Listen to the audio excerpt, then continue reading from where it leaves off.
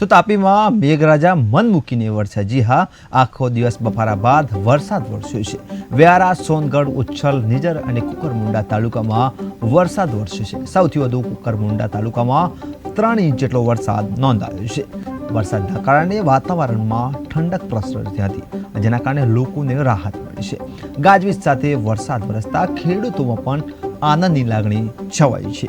તો કહી શકાય કે અનેક જગ્યાએ વરસાદ હાથતાળી આપીને જતો રહે છે, પરંતુ તાપીમાં વરસાદ મન મૂકીને વરસ્યો છે.